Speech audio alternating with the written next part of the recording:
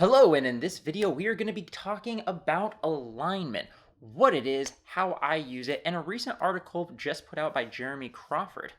Let's get to it. Alignment. It's responsible for numerous arguments and even tearing groups apart.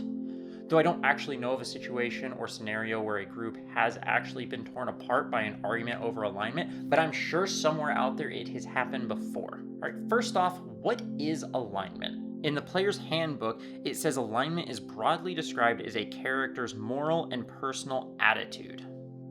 These brief summaries of the 9 alignments describe the typical behavior of a creature with that alignment.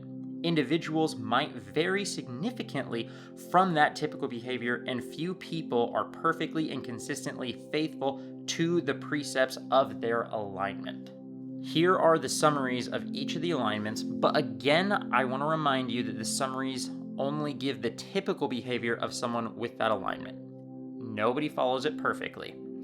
The alignments are more to help a player make decisions as their character. Now, this is where a lot of the arguments happen. Alignment is not meant to lock a player into certain decisions or having to do specific things. They are just an aid to assist the players in role-playing. This isn't an excuse for a player to defend themselves when they make a decision nobody likes, saying, it's what my character would do. And it's definitely not a reason to argue with your fellow players saying their character should make different decisions. This is why I don't like my players using alignments. Instead, I talk to my players and ask them questions like, what are your character's goals? What is their moral outlook on life? What are some things that they're willing to do and not willing to do? What are things that they're afraid of?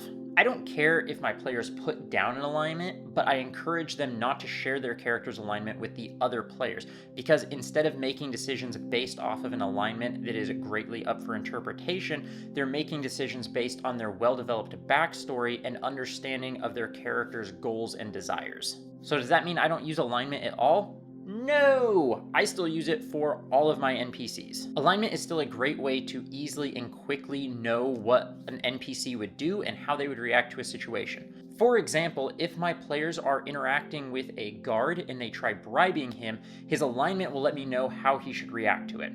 If he's lawful good, he will probably help the players out without a bribe. And if they go to bribe him, he now has a moral obligation to arrest the party. So it kind of backfires in that situation. But if the guard is chaotic neutral, a bribe is the exact way that the characters should be handling the situation and their best bet to getting him to comply. So for that, I still use alignments for NPCs, and not just NPCs, but any intelligent creature my party will be talking with.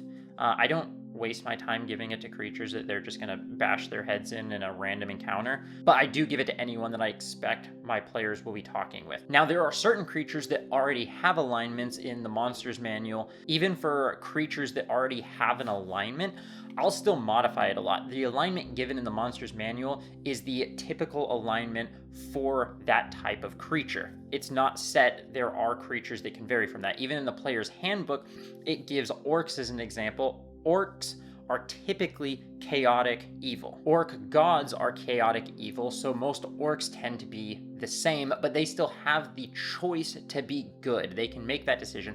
There's only one exception that is actually written out in the books where their alignment can't change, and that is celestials and fiends. In the player's handbook, it says alignments are an essential part of the nature of celestials and fiends. A devil does not choose to be lawful evil, and it does not tend towards lawful evil, but rather it is lawful evil in its essence.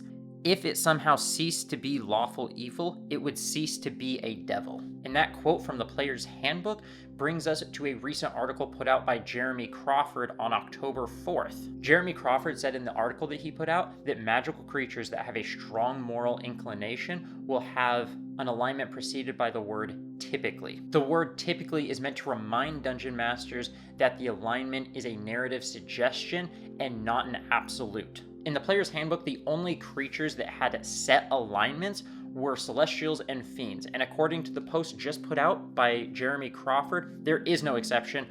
All of them can be changed and modified by the Dungeon Master. The Dungeon Master always has the final say when it comes to the creature's alignments. So feel free to modify them and change them if you'd like. If you want to make your orc lawful good, you can do that. Wizards of the Coast wanted to make it very clear that the Dungeon Master can always modify and change the monsters. That is just a template for that typical monster. They also went on to say that no matter what alignment is chosen, a creature's alignment describes the creature's moral outlook. Alignment does not determine the creature's behavior. Alignment is essentially a role-playing aid. So I still use alignment for my creatures and NPCs, but I don't care as much for my players to use it because I don't want them to argue about what their character would and wouldn't do.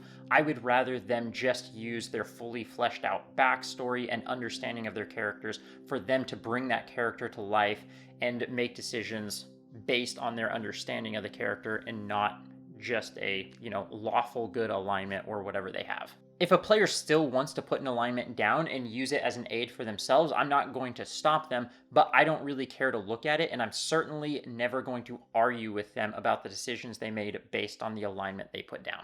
So I'm going to call it good here because I think I could just ramble on about alignment for a while, and I think I've pretty much covered everything. I hope you got something useful out of this video, and if it helped you win an argument with one of your players or your dungeon master, give this video a thumbs up and watch it again because I think that you may have missed the point of it.